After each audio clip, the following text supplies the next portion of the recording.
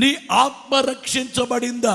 రక్షించబడ్డానికి 3 చేయాలి. ఒకటి ఏమిటంటే నమ్మి బాప్తిస్మం.